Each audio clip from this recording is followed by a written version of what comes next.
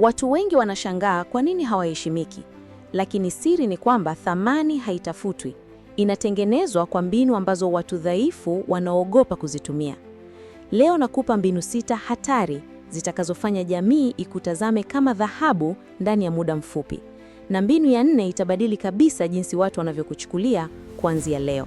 Kabla hatujazama ndani zaidi, usisahau kulike, kusubscribe na kuwasha kengele ili usiwe unapitwa na haya maarifa kila siku.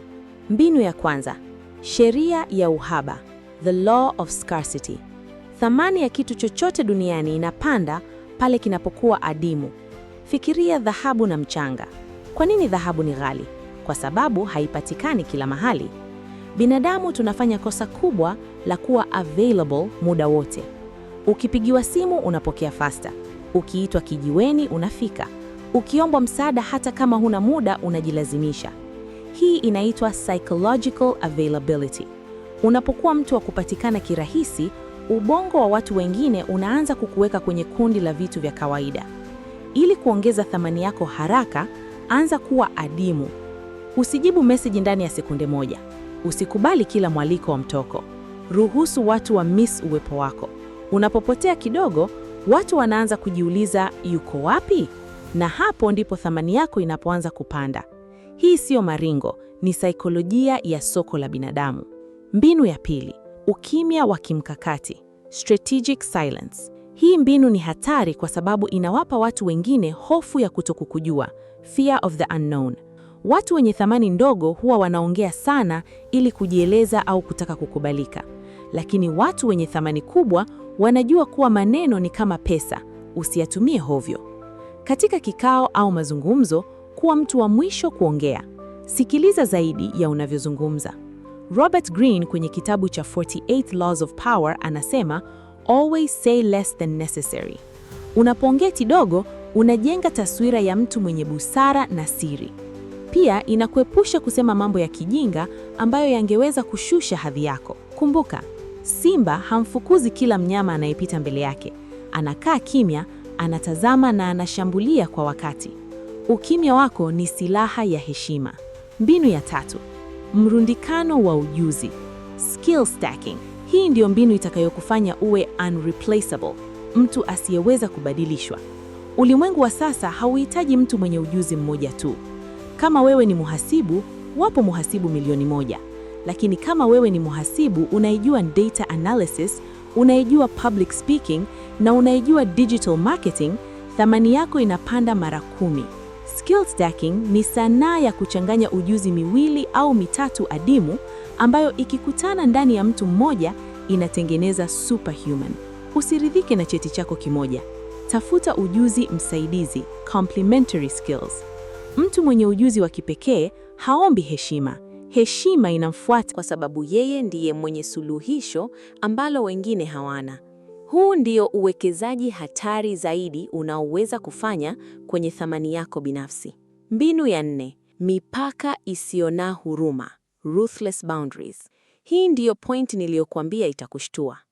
Watu wengi wanafikiri kuwa mtu mwema, nice man au nice woman, ndiyo siri ya kupendwa na kuheshimiwa. Huu ni uongo. Ukiwa mwema kupitiliza, watu watakutumia kama mkeka wa mlangoni wa kufutia matope.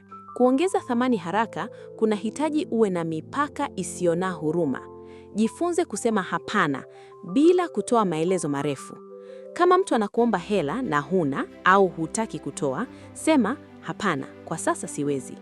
Ukiona mtu anakuongelesha kwa dharau, mkatishe hapo hapo na mueleze kuwa hupendi lugha hiyo. Watu wanakuheshimu kulingana na jinsi unavyowaruhusu wakuchukulie. Ukionyesha kuwa una mipaka ambayo haivukwi, thamani yako itapaa kwa sababu utaonekana kama mtu anayejitambua na kujithamini. Mbinu ya 5, mamlaka ya muonekano, aesthetic authority. Usiwahukumu watu kwa muonekano, lakini ukweli ni kwamba ubongo wa binadamu umeumbwa kuhukumu ndani ya sekunde 3 za kwanza. Huwezi kuongeza thamani yako kama unaonekana kama mtu aliyekata tamaa. Hapa sizungumzii kuvaa nguo za gharama, nazungumzia aesthetic authority. Hii inajumuisha usafi wa mwili, jinsi unavyosimama, posture, na unadhifu wa mavazi yako kulingana na mazingira. Mtu aliyenyooka mgongo, anayewatazama watu machoni, eye contact, na anayenukia vizuri, anatoa ishara ya high status hata kabla hajafungua kinywa. Muonekano wako ni tangazo la biashara yako binafsi. Kama bidhaa imefungwa kwenye karatasi chafu, hakuna atakayeamini kuwa ndani kuna almasi. Jitunze, fanya mazoezi na vaa kwa malengo. Mbinu ya 6: ukiritimba wa taarifa, information monopoly. Katika karne ya 21, taarifa ndiyo nguvu. Knowledge is power. Lakini sio taarifa za udaku, bali ni taarifa zenye tija. Ili kuongeza thamani yako, lazima uwe mtu anayejua mambo ambayo wengine hawayajui. Kuwa mtaalamu wa kitu fulani kwa kina, deep work. Watu wenye thamani kubwa ni wale ambao wanaitwa kwenye chumba cha maamuzi kwa sababu wana insight, uelewa wa ndani ambao wengine hawana. Soma vitabu, fuatilia tafiti, elewa uchumi, elewa saikolojia ya binadamu. Unapokuwa mtu ambaye kila akiongea anatoa madini mapya, watu watakutafuta. Thamani yako itatokana na uwezo wako wa kutatua matatizo makubwa kwa kutumia maarifa ulionayo. Usiwe mtu wa kujua kila kitu juu juu, kuwa mbobezi wa mambo muhimu.